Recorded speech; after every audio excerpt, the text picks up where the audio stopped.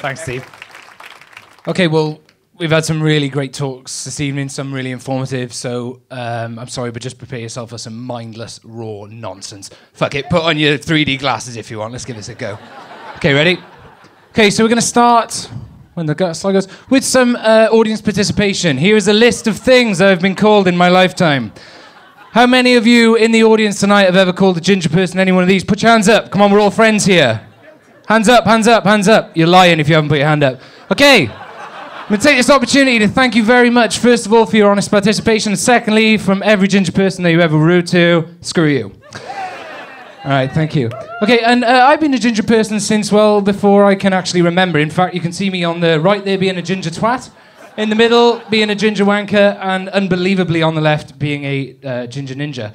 And unbelievably, since I left my little safe ginger household, I have actually been taking some form of abuse for being ginger pretty much my whole life in some form or another. Some of it's laughable and I can laugh off. Others of it is actually pretty serious and pretty offensive.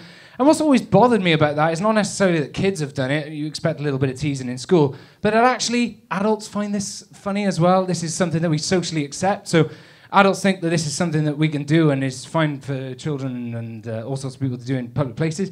And it's probably worth reminding you all that actually I didn't choose this. Both my parents carry the MC1R protein, which, by the way, 40% of you in the room are also carriers. And when I was born, I was at the same time my sex was decided and my gender, so was my hair colour. And this has led people, mainly Mick Hucknall, to question, is gingerism a form of racism? Because this is a genetic default. I can't do anything about it. And I don't think it is, but I can actually kind of see his point sometimes. The next slide is an advert which was posted by N-Power. There are some things in life you can choose. Your gas supplier is not one of them. There's 219 complaints on this advert. It was deemed unoffensive. It was deemed unoffensive by the body. The second slide we're going to be talking about is a Virgin Media advert. When it comes up. How do you spot a ginger in the dark? Come on! This is a conspiracy. It's a ginger conspiracy. You bastard. Right.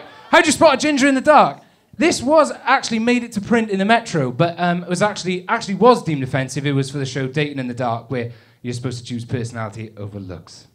And the next slide is about Christmas. This was a fucking awful Christmas in 2009 when I got 15 of these cards from all my friends. Santa loves all kids, even ginger ones. This was printed stock. This went all the way through Tesco's supply chain. And yeah, okay, it's funny. It is funny. But this is, I can laugh this off, but there's a lot of kids out there and even adults who are actually genuinely affected by this. And this is something that we accept in society. Let's just take this, for example. This is my card designed for next year. Santa loves all kids, even fat ones. How far do we think that would make it up the supply chain? That's not even going to get an email back or a Tesco club card voucher, as I've tried. And the reason these cards don't get made is because it's actually offensive, and as a society, we like to protect people. We want to make sure people are safe. We don't want to ostracize people. And when we don't protect people, this is what happens. 15 kids in Canada think it'll be really funny to kick a ginger kid on a particular day of the year.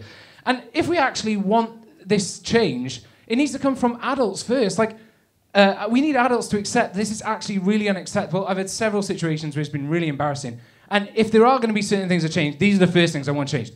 If you've had a drink, you cannot walk across the street for me and say, "What's the matter, Ginge? Going home on your own," or whatever, something like that. I don't want people to cross the street to tell me that I'm ginger, and I don't want to see people laughing about it. The other really offensive one, and this is something that's not just happened to me, but several people I know, people have actually asked me, "Aren't you scared you're going to have ginger kids?" Or people have said, "I'd hate to have ginger children." I find that seriously offensive, and it's something that, to date has not been addressed. And the reason I think this happens a lot of the time is because there's a shitload of stupid people around. So I think if you make ginger comments, it's the kind of lowest form of wit. Like I said, there's a lot of silly people in the world. And we're not saying you can't take the piss out of this. I mean, I am regularly told I'm a bit of a dickhead, and that's absolutely fine. But the fact that I have ginger hair, and if I had any of these other things, it's got nothing to do with it.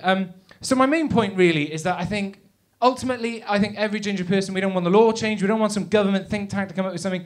I just want people being nice to each other. It seems like generally our best trait in the universe is that, forget what Brian Cox says and landed on comets and all this sort of bollocks.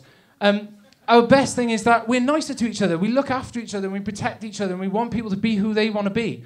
And I think, fuck it, we should do it for gingers as well. So that's what I'd like to say, and thank you very much.